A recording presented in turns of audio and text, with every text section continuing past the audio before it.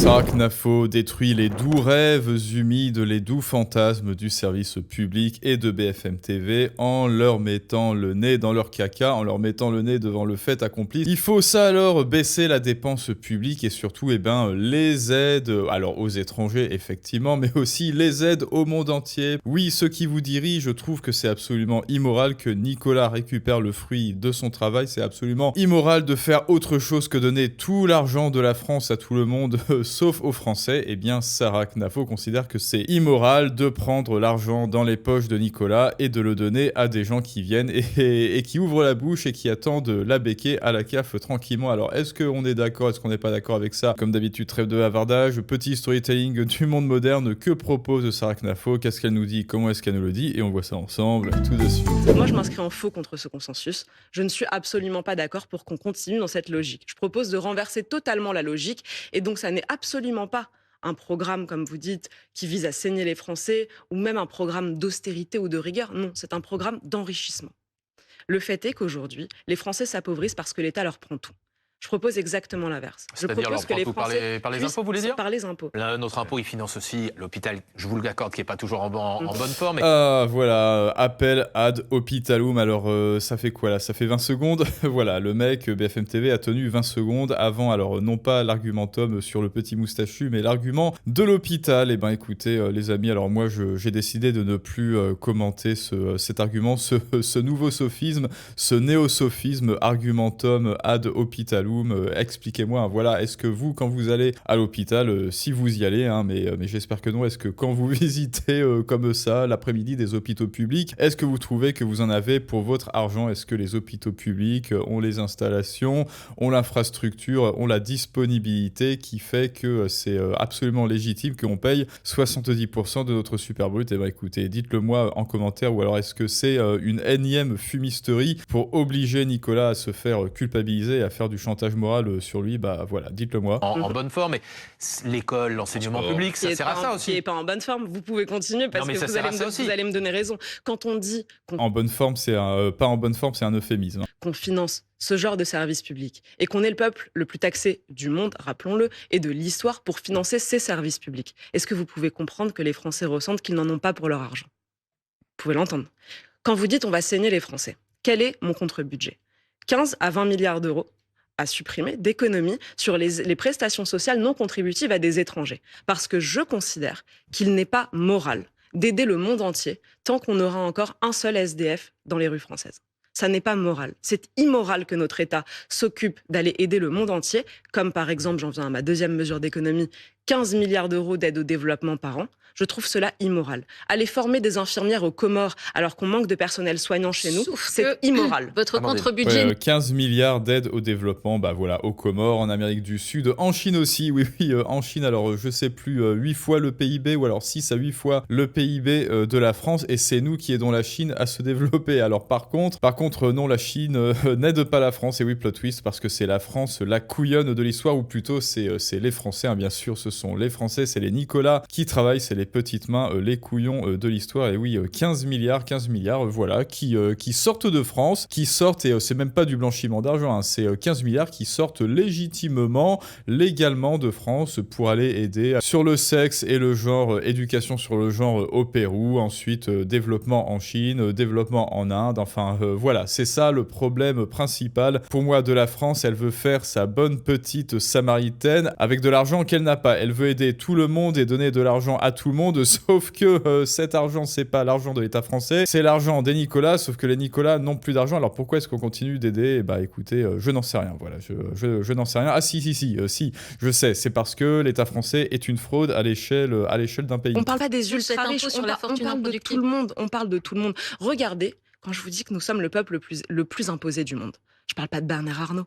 Tous les Français sont les plus imposés du monde. Quelqu'un qui gagne le SMIC paye énormément d'impôts aujourd'hui. Quand vous payez un salarié 2 000 euros, vous devez débourser 4 000 pour le payer. Donc imaginez déjà que la richesse que lui a produite la richesse qu'il produit dans l'ensemble du PIB national. C'était 4 000 euros. Ça, c'est la richesse qu'il a produite. Sur ces 4 000 euros, on va lui en prendre 2 000. Ça n'est pas normal. Il n'y a pas d'autres pays au monde où ça se passe comme ça. Vous êtes la rivière Milaï française. Dans le meilleur des cas, hein, il passe de 4 000 à 2 000, mais ça, plus les factures, plus le loyer, plus la nourriture, plus l'électricité, bah oui, parce qu'il y a des frais cachés, bien sûr, oui, des frais cachés, plus la TVA, enfin bref, au final, Nicolas se retrouve avec moins quelque chose. Écoutez, moi, je suis la Sarah Knaf. Ah oui, alors ça, voilà, très intéressant, vous êtes la rivière Milaï française. Est-ce qu'elle dit oui ou non? Il n'y a pas d'autres pays au monde où ça se passe comme ça. Vous êtes la rivière Milaï française. Écoutez, moi, je suis la Sarah Knafo française et je regarde des sources d'inspiration partout dans le monde parce que je pense qu'il faut, quand on est un grand pays, regarder ce qui se passe le mieux partout ailleurs et avoir une sorte de clause de la nation la plus favorisée, comme on dit à l'OMC, c'est-à-dire regarder ce qui marche le mieux dans différents pays. Je vous donne un exemple, ça peut être le système éducatif coréen du Sud évidemment, ça peut être le système démocratique suisse, ça peut être la politique économique de lutte contre l'inflation et la dépense publique de Javier Milei, ça peut être la politique de lutte contre l'immigration clandestine de Donald Trump, etc.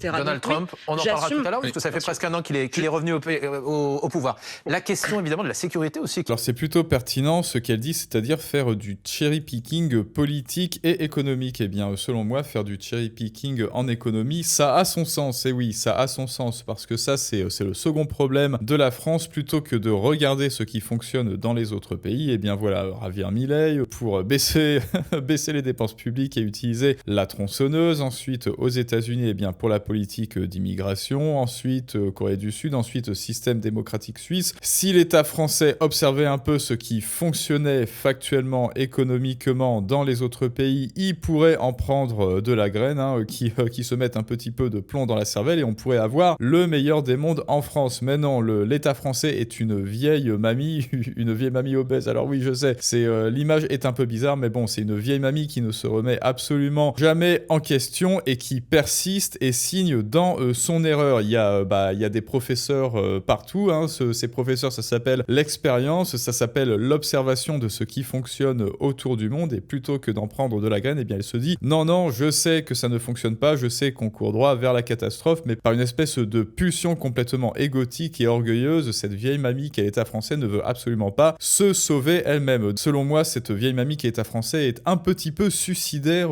sur les bords. Alors écoutez, ça la regarde qu'elle soit plus loin sidaire sur les bords, cette vieille mamie, sauf que elle nous entraîne tous dans sa chute et à partir de là, écoutez, je ne suis pas d'accord. Et on va écouter un petit peu plus cette comparaison entre Sarah Knafo et Javier Milei qui est plutôt intéressant et vous allez voir comment est-ce qu'elle répond cette fois à LCI. Est-ce que vous êtes trumpiste et est-ce que vous êtes miléiste?